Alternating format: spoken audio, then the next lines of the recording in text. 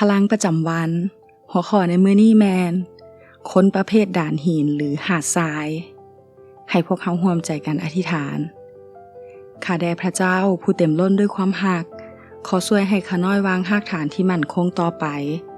โดยการนำพระคำของพระองค์มาปฏิบัติเพื่อข้าน้อยจะสามารถประเสริญกับพายุที่สร้างปัญหาได้พระธรรมที่เราจะเบิ่งนำกันในมื้อนี้บันทึกอยู่ในมัทธิวบทที่7ข้อ21ถึง29บ่แม่นว่าทุกคนที่เอิ้นเฮาว่าพระองค์เจ้าพระองค์เจ้าแล้วจะเข้าไปในอาณาจักรของพระเจ้าได้เข้าได้แต่ผู้ที่ปฏิบัติตามน้ำพระทัยของพระบิดาของเฮาผู้ทรงสถิตอยู่ในสวรรค์เมื่อวันพิพากษามาถึงหลายคนจะเว้ากับเฮาว่าพระองค์เจ้าพระองค์เจ้าพวกข้าน้อยได้ประกาศถ้อยคำของพระเจ้าในนามของพระองค์พวกข้าน้อยได้ขับไล่ผีมารให้ออกและได้เหตุการณ์อัศจรรย์หลายประการในนามของพระองค์บ่แม่นบ่เมื่อนั้นเฮาก็จะประกาศต่อพวกเขาว่าเฮาบ่เคยรู้จักพวกเจ้า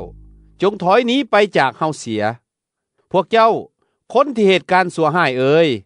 ด้วยเหตุนั้นผู้ใดที่ได้ยินถ้อยคำเหล่านี้ของเฮาแล้วและปฏิบัติตามคนเหล่านั้นก็เป็นเหมือนคนฉลาดที่ปลุกเฮือนของตนอยู่เทิงด่านหินฝนทางเทลงมาน้ำก็นองท่วมล้นห้วยหองและลมก็พัดปะทะเฮือนอย่างแหงแต่เฮือนนั้นก็บ่เจือนเพพังลงเพราะมันถูกสร้างขึ้นอยู่เทิงด่านหินแต่ผู้ใดที่ได้ยินถ้อยคำเหล่านี้ของเฮาแล้วและบ่ปฏิบัติตามคนนั้นก็เป็นดังคนโง่ที่ปลุกเฮือนของตนอยู่เทิงหาดทรายฝนทางเทลงมาน้ำนองท่วมล้นห้วยหองและลมก็พัดปะทะเฮือนอย่างแหงและเฮือนนั้นก็ได้เจือนเพพังลงและการเพพังของมันก็เป็นการใหญ่หลวงเมื่อพระเยซูเจ้าได้ทรงกล่าวคำเหล่านี้จบแล้วประชาชนก็ประหลาดใจหลายในคำสั่งสอนของพระองค์พระองค์บ่ได้เป็นเหมือนดังพวกธรรมจารย์แต่พระองค์ได้สั่งสอนด้วยฤทธิ์อำนาจมัทธิวบทที่7ข้อ21ทรงกล่าวว่าบ่แม่นว่าทุกคนที่เอิ้นเฮาว่าพระองค์เจ้าพระองค์เจ้าแล้วจะเข้าไปในอาณาจักรของพระเจ้าได้เข้าได้แต่ผู้ที่ปฏิบัติตามน้ำพระทัยของพระบิดาของเฮาผู้ทรงสถิตอยู่ในสวรรค์สำรวจและตึกตอง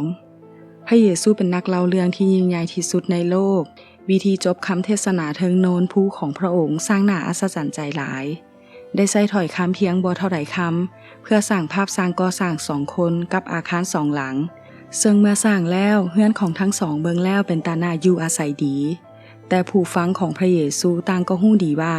ภูมิศาสตร์ประเทศที่แห้งแล้งสามารถเปลี่ยนแปลงได้หลายเท่าใดเมื่อมีฝนตกหนักและน้ำท่วมซึ่งมีเพียงอาคารที่มีรากฐานแข็งแรงที่สุดเท่านั้นที่จะอยู่รอดพระเยซูท้าทายโดยโกงว่าเจ้าเป็นคนประเภทด่านหินแม่นบ่พอเจ้าได้นำถ้อยคำของเฮาไปปฏิบัติเฮ็ดตามถ้อยคำของเฮาบ่แม่นมีแต่ฟังหรือเจ้าเป็นคนประเภทหาดทรายที่ถึงจะมีความรู้อยู่แต่ชีวิตบ่ได้ถูกสร้างขึ้นถึงความเชื่อฟังและการกระทำพายุใดแดที่สามารถทดสอบการอยู่รอดของคริสเตียนได้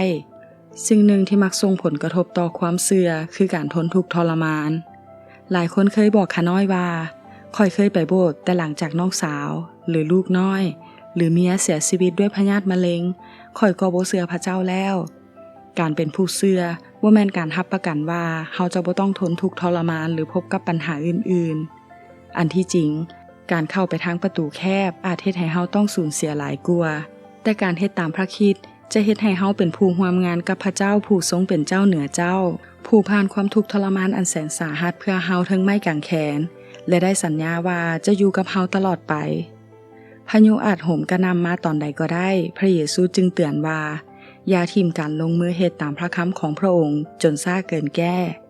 เฮาบ่สามารถยังฮักเลิกท่ามกลางพายุที่โหมกระหน่ำได้ดังนั้นเฮาจึงควรใส่พระคำของพระเจ้าไว้ในหัวใจ